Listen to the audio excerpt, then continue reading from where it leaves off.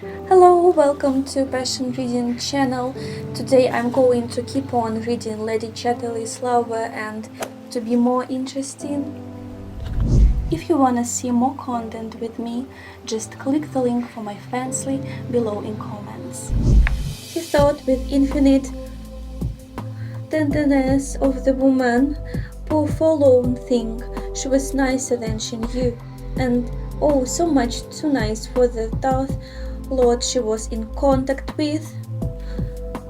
Poor thing, she too had some of the vulnerability of the wild hyacinth.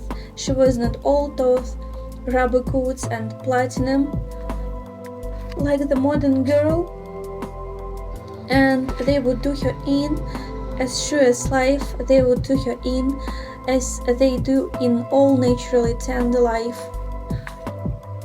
Tender, somewhere she was tender with the tenderness of the growing hyacinth, something that has gone out of the celluloid women of today. But he would protect her with his heart for a little while, before their insentient iron world in the mammon of mechanized greed did them both in, her as well as him. He went home with his gun and his dog to the dark cottage, lit the lamp, started the fire, and ate his supper of bread and cheese, young onions and beer. He was alone in the silence he loved. His room was clean and tidy but rather stark, yet the fire was bright, the hearth white, and the petroleum lamp hung bright over the table with its white oilcloth. He tried to read the book about India, but tonight he could not read. He sat by fire in his shirt sleeves, not smoking but with a mug of beer in reach. And he thought about Connie. Tell the truth, he was sorry for what had happened, perhaps most for her sake.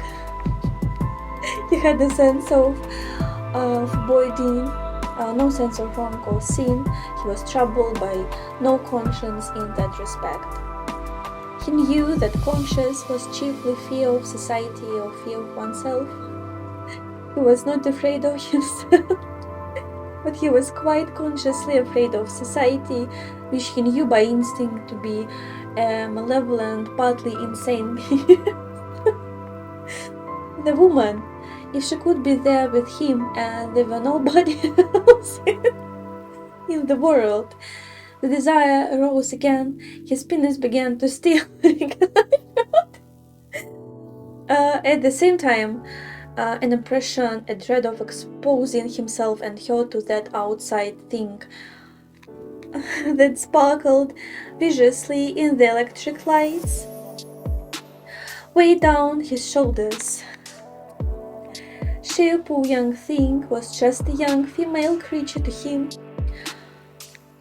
but a young female creature whom he had gone into and whom he desired again. Stretching with the curious yawn of desire, for he had been alone and apart from man or woman for 4 years, he rose and took his coat again and his gun, lowered the lamp and went out into the starry night with the dog. Driven by desire and by dread of the malevolent thing outside, he made his round in the wood. Slowly, softly, he loved the darkness and folded himself into it.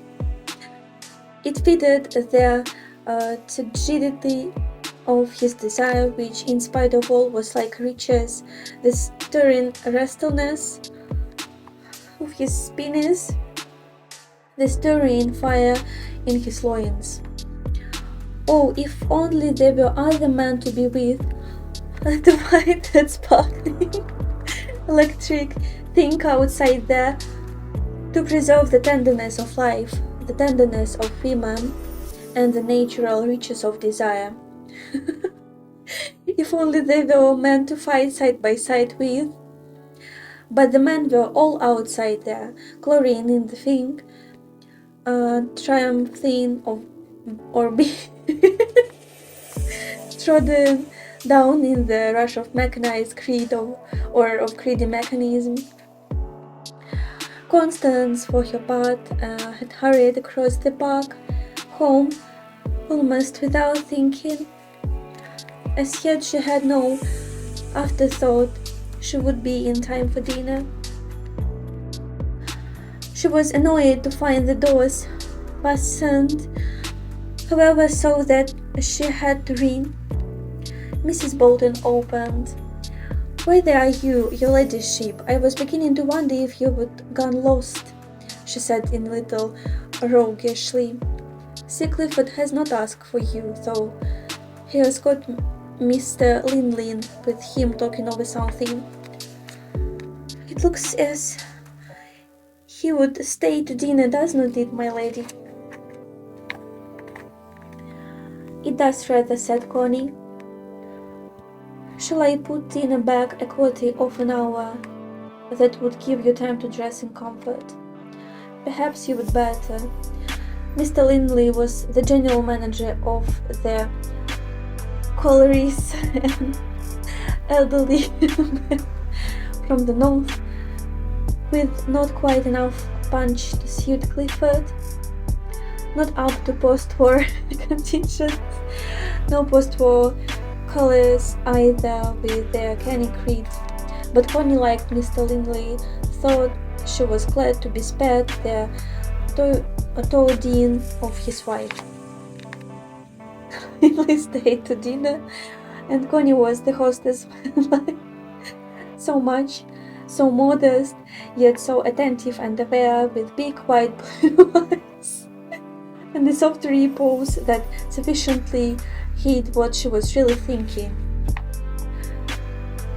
Connie had played this woman so much it was almost second nature to her, but still decidedly second. Yet it was curious how everything disappeared from her consciousness while she played it.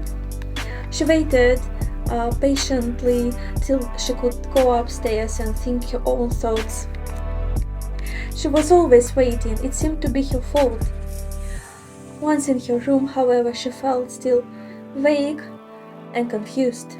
She didn't know what to think. What sort of a man was he really? Did he really like her? Not much, she felt. Yet he was kind. There was something, a sort of warm, naive kindness, curious and sudden, that almost opened her womb to him. But she felt he might be kind like that to any woman. Though even so, it was curiously soothing, comforting, and he was a passionate man, wholesome and passionate, but perhaps he was not quite individual enough. He might be the same with any woman as he had been with her. It really was not personal. She was only really a female to him. I hope that you enjoyed it as well as me. Don't forget to like this video, leave your comments and subscribe to my channel and to my fansly. See you next time.